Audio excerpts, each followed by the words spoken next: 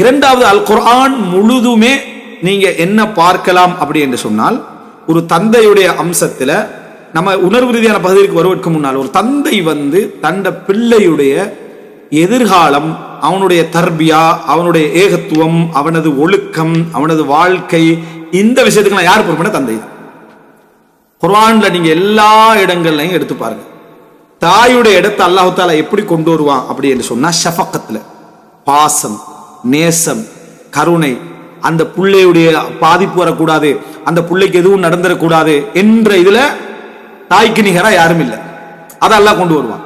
ஆனா அதை நெறிமுறைப்படுத்தி, அதை முறைப்படுத்தி அந்த புள்ளையை உருவாக்குற அம்சம் இருக்குதே, அவன் நல்லவனா வரணும், ஒழுக்கமுள்ளவனா வரணும், ஏகத்துவம் உள்ளவனாக வரணும், படித்தவனாக வரணும் என்பது பார்த்தீங்க என்று சொன்னா முழுசாக அல்லாஹ் தஆலா ஆணுடைய விஷயத்தை குர்ஆன்ல பல இடங்கள் அல்லாஹ் தஆலா சொல்லி காட்டுகிறான். நீங்க அதை எப்படி எடுக்கிறீங்கன்னா, இப்ராஹிம் அலைஹிஸ்ஸலாத்துடைய வரலாறு நீங்க எடுக்கலாம், நூஹ் அலைஹிஸ்ஸலாத்துடைய வரலாறு என்ன செய்யலாம் அதுல எடுக்கலாம், யாக்கூப் அலைஹிஸ்ஸலாத்துடைய வரலாறு நம்ம 4 தொடர் பேசினோம், அதுல ஃபுல்லாகவே உபதேசங்களை நீங்க என்ன செய்யலாம், மகனுடைய விஷயத்தில் உள்ள உபதேசங்களை முழுமையாக நீங்க என்ன செய்யலாம். லுக்மான் அலைஹிஸ்ஸலாத்தை நீங்க எடுக்கலாம், அவர் மகனுக்கு செஞ்ச உபதேசங்களை நீங்க என்ன செய்யலாம் பார்க்கலாம்.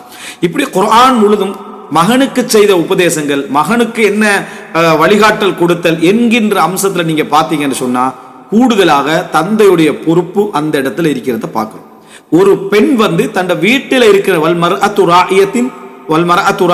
ஃபீ பைத்தி ஜௌஜிஹா, பெண் தன் கணவனுடைய வீட்டில் பொறுப்பாளர், வகிய மஸ்கூலத்துன்னா வீட்டில் இருக்கிற டைம் அந்த பிள்ளையுடைய விஷயத்துல பொறுப்பாளர்.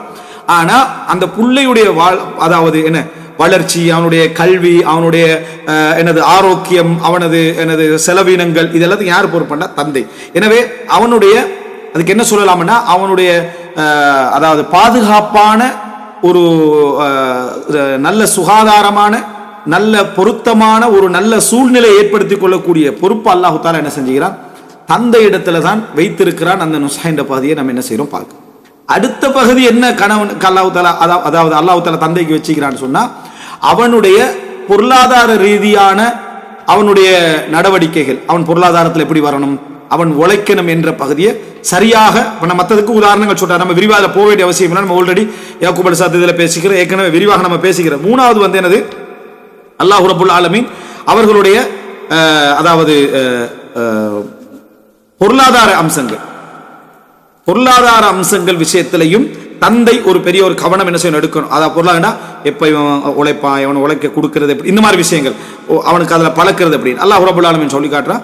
சூரா நிசால ஐத்தாம்கள் அனாதைகளை பத்தி சொல்ற சந்தர்ப்பத்தில் அல்லாஹ் தஆலா சொல்றான், வலா து'து ஸுஃபஹா அம்வாலக்கும் அல்லதி ஜஅலல்லாஹு லக்கும் கியாமன் கவ்வாமுன் கியாமன். அல்லாஹ் தஆலா அனாதைகளை பொறுப்படுத்தவங்களுக்கு சொல்றான். இது அப்போ ஆல்ரெடி கியாம், சரியா? அதாவது இப்ப அனாதைகளை பொறுப்படுத்தவங்க சொல்றாங்க, இதை விட யாருக்கு இது சொல்லப்படும், தந்தைக்கு பொறுப்பு அர்த்தம். வலா து'து ஸுஃபஹா, உங்கள் பொருளாதாரங்களை கொடுத்து விட வேண்டாம், அம்வாலக்கும் பணத்தை பொருளாதாரத்தை சொத்துக்களை கொடுத்துட வேண்டாம். அறிவியனர்களாக இருக்கக்கூடியவர்களுக்கு இன்னும் புத்தி வளர்ச்சி சரியாக வரல, குறிப்பிட்ட இங்க சுஃபஹான்னு சொன்னா மடையன்ற அர்த்தம் இல்லை, விளங்கிட்டா? இங்க சஃபீஹ்னு சொல்றதுன்னா அந்த வளர்ச்சிக்கு அவங்க இன்னும் வரல, அந்த சிந்தனைக்கு வரல. அவங்களுக்கு பொருளாதாரத்தை அல்லாஹ் தஆலா உங்களுக்கு எங்க நிர்வாகத்தை தந்திக்கிறானோ அதுக்கு கொடுத்து விட வேண்டாம். நீங்க என்ன செய்யுங்க, வர்ஸுகுஹும் ஃபிஹா, அதுல இருந்து அவங்களுக்கு ரிஸ்க் கொடுங்க, வக்ஸூஹும் அவங்களுக்கு ஆடைகள் கொடுங்க, வகூலு லஹும் கௌலம் மஅரூஃபா அவர்களுக்கு முறையான வார்த்தைகளை சொல்லுங்கள். வப்தலுல் யதாமா ஹத்தா இதா பலகுன் நிக்காஹ், திருமணத்தை அவர்கள் நிக்காகை அடைந்து விட்டால் அவர்களை நீங்கள் வப்தலு சோதியுங்கள், பரீட்சையுங்கள். திருமணத்தை அடைந்து விட்டால் பரீட்சைங்கன்னு என்ன அர்த்தம்? ஒரு ஆள் நேரம் விளங்கினான்னு வைங்களது, கல்யாண டைம்ல போய் அவரை டெஸ்ட் பண்ணிட்டீங்கன்னு அர்த்தம், வணங்கிட்டா? அதல்ல, நிக்காகண்டா திருமணம் முடிக்கிற வயசை அடைந்து விட்டால், அதாவது பருவ வயசை அவங்க அடைஞ்சிட்டால் அர்த்தம். எப்ப டெஸ்ட் பண்ணணும் இவங்களை? பருவ வயசு அடைஞ்சு 13 என்ன செஞ்சிடணும், அவங்கள டெஸ்ட் பண்ணிடணும். வப்தலுல் யதாமா இதா பலகுன் நிக்காஹ், நிக்காகை அடைந்து விட்டால் அவங்கள பரிசு. அப்படின்னா எங்களுடைய காலத்தில் எது மஅரூஃபாக இருக்குதோ, எது உருஃபாக இருக்குதோ, ஒரு 16 வயசு 18 வயசு 20 வயசு, அப்ப அந்த நேரத்தில் ஓகே, அதை பாருங்க. ஃபஇன் ஆனஸ்தும் மின்ஹும் ருஷ்தன், ஃபஇன் ஆனஸ்தும் உன்ஸ், உங்களுக்கு ஓகே ஒரு ஒரு பொருத்தமாப்படுது. ஆனஸ்தும் என்றது என்னன்னா முஆனஸா, மனதுல ஒரு அனீஸ்ன்னு சொல்றோமே, அதாவது பரவாயில்ல ஓகே தான் இவனுக்கு கொடுக்கலாம்.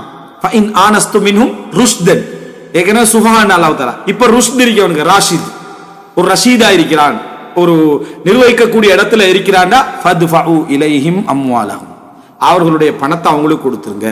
இது அவங்களோட பணத்தை அவங்களுக்கு கொடுத்துருங்க அல்லாஹ் தஆலா சொல்றது அனாதைகளோட சப்ஜெக்ட்ல. ஏன்னா இவங்களுக்கு பொறுப்பு கொடுத்திருப்பாங்க. இப்ப நீங்க என்ன செஞ்சிருக்க, அவங்க நிர்வகிக்கக்கூடிய இடத்துக்கு வந்துங்க கொடுங்க. அப்ப தந்தை அப்படி கொடுக்கறதுக்கு எதுவும் இல்லை. ஆனா பொறுப்பு கொடுக்கக்கூடிய வயசை டெஸ்ட் பண்றது அப்ப தந்தைக்கு இதை விட என்ன கடமை. இது யாருக்கு கடமை? அனாதைகளை கையில் எடுத்தவங்களுக்கு கடமை.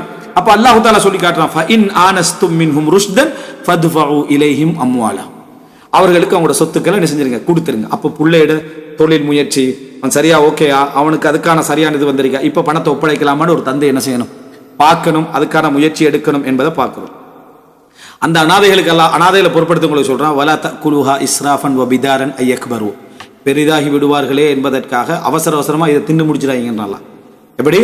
வலா தக்குலுஹா இஸ்ராஃபன் வ பிதாரன், அத பதர் என்ற அவசரப்பட்டு வீண் விரயங்கள் செய்து அவங்களுக்கு சொத்து கிடைக்காத இடத்துக்கு நீங்க வந்துட வேண்டாம். ஒமன் கான கனியன் ஃபல்யஸ்தாஃபிஃப், யார் வசதி படைத்தவர்களாக இருக்கிறாரோ அவர் அதை எடுக்கவே வேணாம் செலவுக்கு. ஒமன் கான ஃபகீரன், யார் ஏழையாக இருந்து கொண்டு இந்த பொறுப்புக்கு வந்தாரோ ஃபல்யகுல் பில் மஅரூஃப், வளமையாக அந்த இடத்துல எவ்வளவு செலவு போகுமோ அதை அவர்கள் என்ன செய்யட்டும், அதாவது செலவழித்துக் கொள்ளட்டும். ஃபஇதா தஃபஅதும் இலைஹிம் அம்வாலஹும், அவங்களோட பொருளாதாரத்தை நீங்க அவங்களுக்கு கொடுத்துட்டீங்கன்னு சொன்னா ஃபஅஷ்ஹிது அலைஹிம், சாட்சி வச்சிருங்க. கொடுத்துட்டோம் என்று சாட்சியை வைத்து விடுங்கள். வகஃபா பில்லாஹி ஹஸிபா, அர்ரிஜாலு கவ்வாமூன அலன் நிஸா, இதுதான் விளங்கிட்டா. ஆண்கள் எல்லா வகையிலும் என்ன நிர்வகிக்கக்கூடியவர்கள் என்பது அல்லாஹ் ரப்பல் ஆலமீன் இந்த இடத்துல சொல்லி காட்டுவதை நம்ம பார்க்கிறோம். அப்போ இது ஒரு முக்கியமான ஒரு அம்சம். அல்லாஹ் ரப்பல் ஆலமீன் இந்த இடத்துல ஆண்கள் பொருளாதார நிர்வாகிகள், பொருளாதார செலவுக்கு பொறுப்பாளர்கள் என்பதனால, அதனாலதான் அல்லாஹ் ரப்பல் ஆலமீன் என்ன சொல்றான், யூசிக்குமுல்லாஹு ஃபீ அவுலாதிக்கும் லிஸ்ஸகர் மிஸ்லு ஹவ்வில் உன்ஸயைன். சொத்திலே அல்லாஹ் என்ன சொல்றான்டா, லிஸ்ஸகரி மிஸ்லு ஹவ்வில் உன்ஸயைன், ஒரு ஆணுக்கு என்ன கிடைக்கணும்னா ஒரு பெண்ணுக்கு கிடைப்பதுடைய 2 மடங்கு ஆணுக்கு கிடைக்கணும். அதான் பிமா ஃபத்தலல்லாஹு பஅதஹும் அலா பஅத். அப்போ இதையும் அல்லாஹ் ரப்பல் ஆலமீன் அந்த இடத்தை சொல்லி காட்டுறான். ஆணுக்கு 1 மடங்கு கிடைக்கக்கூடிய ஒரே ஒரு விதிவிலக்கான இடம் எது தெரியுமா? பெண் வழி, தாய் வழி சகோதர சகோதரிகள் நம்ம சொன்னோமே, அவங்களுக்கு என்ன செய்யும், 6 உண்டு 6 உண்டு. அவர்கள் ஒன்றுக்கு மேற்பட்டவர்களாக இருந்தால் என்ன செய்யணும், அந்த 3 ஒன்றுல பங்குதாரர்கள் வேண்டும். அந்த 3 ஒன்று அவங்க எப்படி பிரிப்பாங்கன்னு சொன்னா சரிசமமாக தான் பிரிச்சுக்கணும்.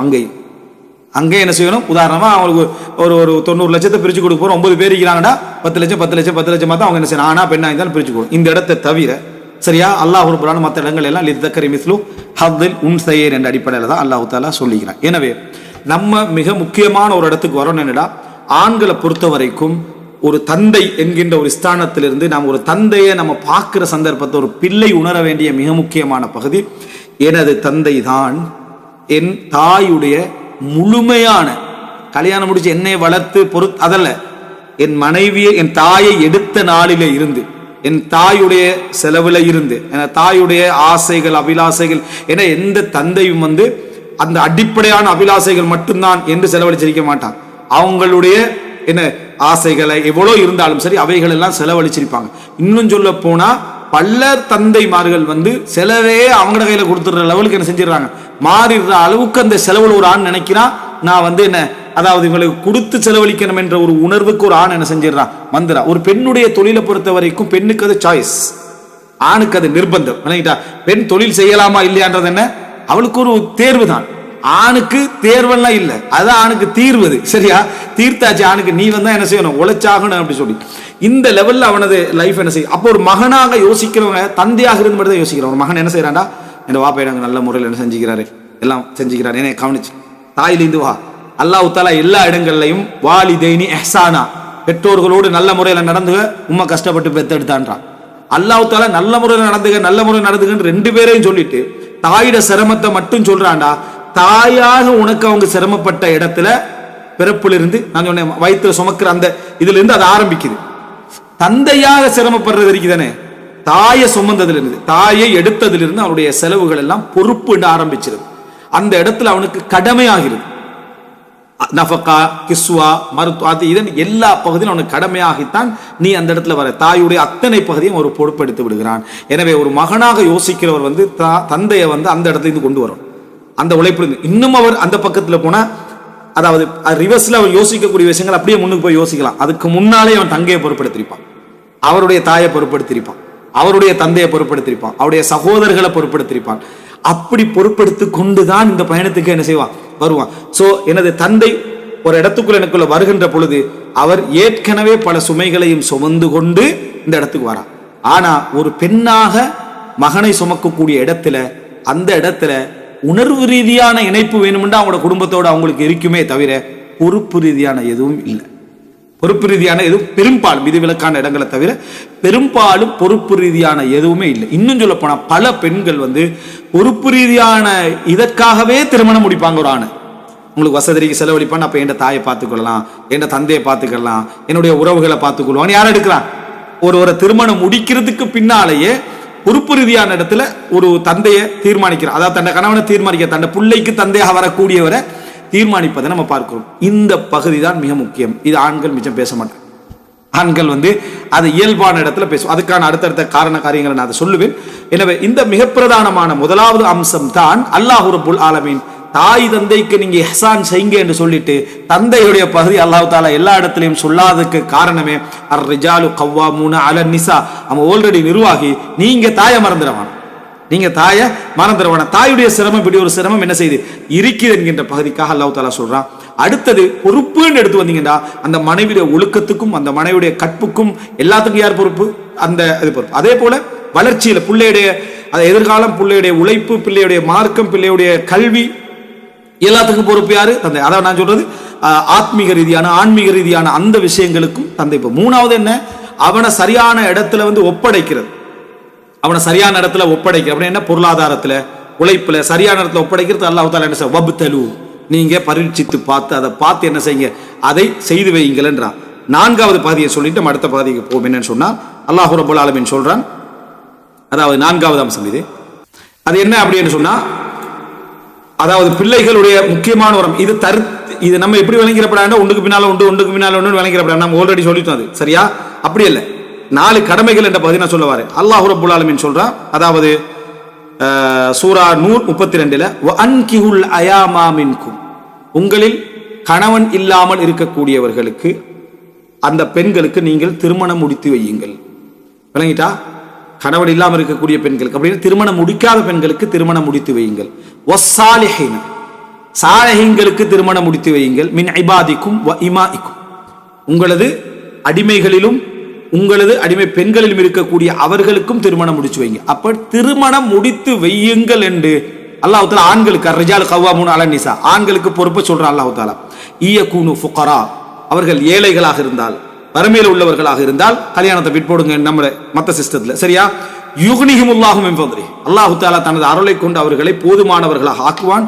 வல்லாஹு வாசிஉன் அலீம், அல்லாஹ் ரப்புல் ஆலமீன் விசாலமானவன், மிகவும் அறிந்தவன் அப்படின்னு அல்லாஹ் தஆலா சொல்லி. இந்த இடத்துல பாருங்க, அல்லாஹ் ரப்புல் ஆலமீன் இப்போ திருமணம் முடித்து வையுங்கள் என்ற பொறுப்பை குடும்பத்துக்கு வெளியில் உள்ளவர்களுக்கு திருமணம் முடிச்சு வைங்க என்ற அமைப்புல அல்லாஹ் இதை சொல்றான். அப்ப மகளுக்கு திருமணம் முடித்து வைக்கிறது வாஜிப் என்றதுதான் இஸ்லாமிய அறிஞர்கள் அதிகமானவருடைய கருத்து. யார் முடிச்சு வைக்கணும்? மகளுக்கும் திருமணம் முடித்து வைத்தல் என்ற பொறுப்பு அவர்களுக்கு இல்லையா? அவங்களுக்கு நஃபகா என்கின்ற அடிப்படையில் இவருக்கு எந்த கடமையும் இல்லாட்டியும் அவங்களுக்கு நல்ல ஒரு திருமணத்தை பார்த்து முடித்து வைத்தல் என்கின்ற பொறுப்பு இவர்களுக்கு என்ன செய்து இருக்குது என்று அல்லாஹ் தஆலா வஸ்ஸாலிஹீன மின் இபாதிக்கும் வ இமாஇக்கும் என்றான். இங்க கணவனற்ற, அதாவது திருமணமற்ற பெண்களையும் சொல்றான் அல்லாஹ் தஆலா. அப்ப அவர்களுக்கு திருமணம் முடித்து வைத்தல் என்கின்ற பொறுப்பு யார் கையில வருதுன்னா தந்தையுடைய கையில் வருது. ஏன்னா இதுல சிலவருக்கு தெரியாது. நீதானே பிள்ளை திருமணம் முடிச்சு வைக்கணும் வைஃப்ட்ட சொல்லிட்டு நான் திருமணம் முடிச்சு வைக்க தேவையில்லை. பொறுப்பெல்லாம் உங்களோட. அர்-ரிஜாலு கவ்வாமூன அலன் நிசா, பதவி எடுத்தா கஷ்டத்தையும் சேர்த்து படணும். விளங்கிட்டா?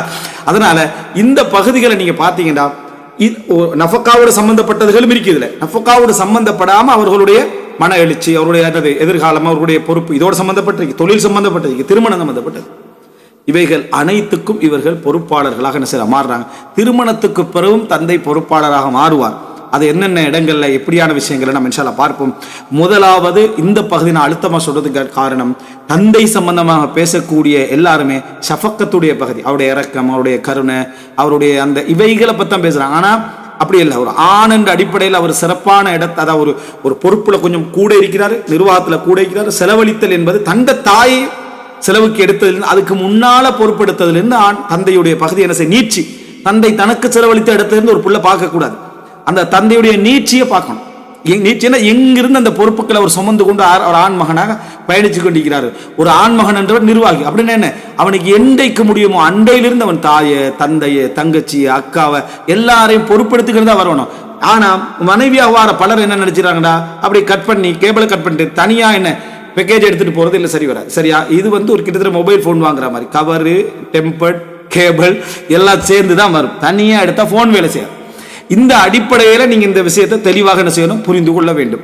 இப்படி வாரதுதான் குர்ஆன். அர்-ரிஜாலு கவ்வாமூன அலன் நிஸா. இதுதான் உங்களோட தம்பிமார்களுக்கு, அந்த மனைவிமார்களுடைய தந்தைமார்களுக்கு, அவங்களுடைய சகோதரர்கள் எல்லாருக்கும் அதுதான். எப்படி நீங்க அவர்கள் உங்களோட தொடர்பை கட் பண்ணி கொள்றதை நீங்க விரும்பல, அதே மாதிரி உங்கள் கணவர் யாருக்கோ தம்பியோ அண்ணனாகவோ யாரோ இருந்திருப்பார். அதை நீங்க என்ன செய்யணும், புரிந்து கொள்ளணும். இந்த அடிப்படையில் இதை நம்ம